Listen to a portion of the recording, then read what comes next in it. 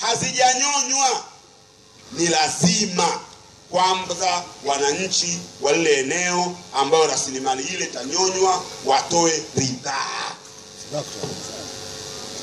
Tunapendekeza ibara ya 47, baada ya ibara ya 47 ya rasimu ya katiba, tuongeze ibara mpya ya 48 ambayo itasema rasilimali zote, yaani ardhi, madini, mafuta na gesi asilia, maji na misitu na wanyamapori ni mali ya Watanzania na zitatumika kwa manufaa ya Watanzania. Kipengele hiki kina mantiki moja, kina hekima moja. Sasa hivi katiba inasema, katiba hii ya zamani, hii ndio itumika sasa hivi, inasema ni mali ya umma. Umma ni nani? Umma ni nani?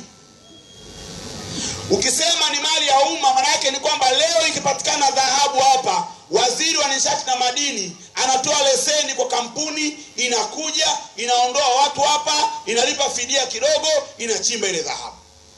Mtu hapa haulizwi, kwa sababu katiba imesema ni mali ya umma, anayeamua ni waziri wa nishati na madini kule juu. Sisi tunapendekeza katiba iseme ni mali ya Watanzania, mali ya wananchi.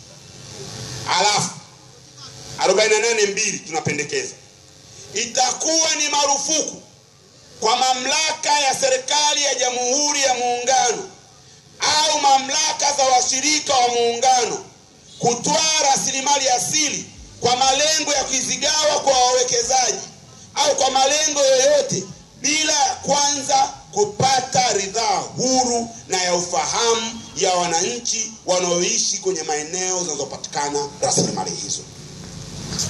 Kwa Kiingereza tunaita free prior informed consent. Kwamba leo kampuni ya Beach Petroleum ambayo imepewa kibali cha kutafuta mafuta kuanzia hapa Ujiji mpaka Kalia, ikisema sasa tunataka kuanza kuchimba mafuta, kabla ya kufanya hivyo waje kwanza kwa watu wa Kigoma, wawaambie tumegundua mafuta kiasi gani, tumegundua mapipa bilioni 2 ya mafuta. Sawa sawa, mtayavuna kwa muda gani? Mtayavuna kwa muda wa miaka 20 kwa mapipa kadhaa kwa siku, labda mapipa 120,000 kwa siku, mapipa 1,000,000 kwa siku, inategemea na utaratibu ambao utakuwa umeamua. Vizuri, sisi chetu kipi? Anye mtapata 10%. Asante. Vijana wetu wataajiriwa, tutaajiri 50% ya vijana kutoka Kigoma. Sisi tunataka 70. Haya, toa 60. Mnakubaliana. Mkishakubaliana na ile kampuni, ndio wanaondoka na yale makubaliano, na mkuu wenu wa mkoa ambaye mmemchagua na meya wenu ambaye mmemchagua wanaenda Dar es Salaam kwa waziri wa nishati na madini, wamwambia tunaomba leseni. Waziri anatakiwa kuuliza, je, mmeshakubaliana na wale wananchi kule? Ndio. Barua ya mwenyekiti wa kijiji iko wapi? Hii hapa. Barua ya mwenyekiti wa halmashauri au meya iko wapi? Hii hapa. Barua ya mkuu wa mkoa hii hapa, na yeye mwenyewe huyu hapa. Haya, leseni hii hapa. Ndio tunataka utaratibu huo. Sawa.